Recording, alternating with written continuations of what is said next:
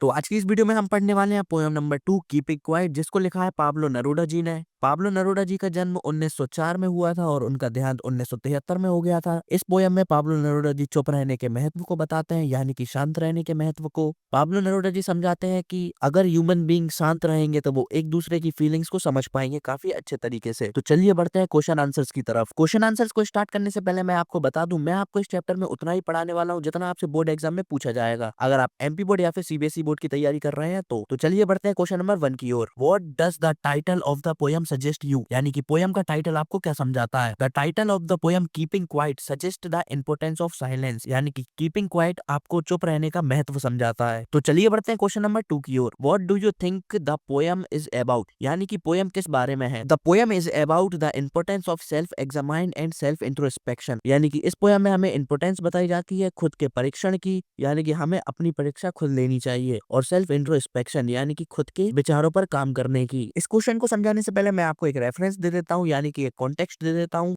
तो इस कविता में पोएट बोलते हैं कि हम 1 से 12 तक गिने और उसके बाद सभी लोग शांत हो जाए, यानी कि कुछ देर के लिए पूरी दुनिया शांत हो जाए। कहीं पर कोई भी लड़ाइयाँ ना हो, कहीं पर कोई वर्क ना हो, कहीं पर कोई मशीन ना चले, कहीं पर कोई गाड़ी ना चलाए, ना किसी से बात करे, सिर्फ अपने मन की सुने और अपने विचारों के बारे में सोचे। तो चलिए बढ़ते हैं क्वेश्चन नंबर 3 की ओर। What will counting up to 12 and keeping still help us to achieve, यानी कि 12 तक गिनने के बाद हमें क्या अचीव होगा। Counting up to 12 and keep still to achieve to reach an understanding with each other, यानी कि हम एक अंडरस्टैंडिंग बना सकते हैं दूसरे लोगों के साथ। To self examine and self introspect, यानी कि हम खुद के विचारों के बारे में सोच सकते हैं और खुद का परीक्षण कर सकते हैं। We will be able to realise the real impact of our selfish action, यानी कि हम लोग कितने सेल्फिश हो सकते हैं इसके बारे में हम रियलाइज कर सकते हैं। तो चलिए बढ़ते हैं क्वेश्चन नंबर 4 की ओर। Do you think the poet advocate total inactivity and death, क्या पोएट चाहता है कि सभी लोग काम ना करें या फिर उनकी मृत्यु हो जाए। No, the poet does not advocate total inactivity and death, नहीं, पोएट ये नहीं चाहता। He says that life is going on, no activity stop, यानी कि पोएट कहता है कि लाइफ की एक्टिविटी हमेशा चलती रहती है, कभी भी स्टॉप नहीं होती। The point wants that, poet ये चाहता है कि ह्यूमन बीइंग किसी से भी झगड़ा ना करें, किसी भी लड़ाई में ना जाएं और एनवायरनमेंट को डैमेज होने से बचाएं। चलिए बढ़ते हैं क्वेश्चन नंबर 5 की ओर। What does the poet ask us to keep still, the poet ask us to keep still because too much rush and activity has only brought misfortune to mankind. इस question में कभी हमें शांत रहने को कहता है, क्योंकि कभी का मानना यह है कि ज्यादा भागदौड़ और एक्टिविटी करने से आदमी का दुर्भाग्य आ जाता है। तो चलिए बढ़ते हैं क्वेश्चन नंबर 6 की ओर। What is the sadness that the poet refers to in the poem, यानी कि इस पोएम में सैडनेस किसको रेफर करती है। There are two causes of human sadness, मानव जाति के दुख होने के दो कारण हो सकते हैं। That appears by his own action and thought, जो कि उसके खुद के एक्शन और विचारों से हो सकते हैं। The first is that we never understand our self, हम अपने आप को कभी समझते नहीं है। और दूसरा, हमें हमेशा मृत्यु का डर सताता रहता है। Why symbol from nature does the